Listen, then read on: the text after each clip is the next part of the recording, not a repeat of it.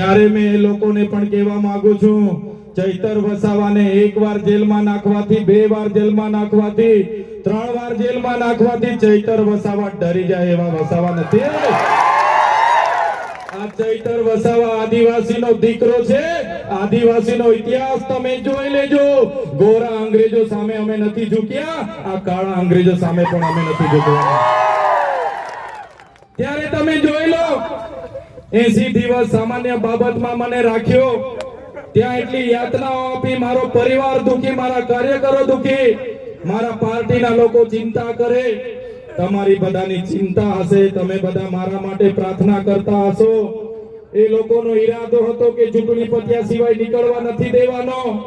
છતાં તમારી પ્રાર્થના, તમારી દુઆ, તમારી મનોકામના મારી બહેનોએ ઉપવાસ રાખ્યા હતા, વ્રત રાખ્યા હતા અને માનતા રાખી હતી, અને ઉપરવાળાએ જોયું અને 80 દિવસમાં તમારો દીકરો છૂટીને તમારી વચ્ચે આવીને આજે ઉભો છે.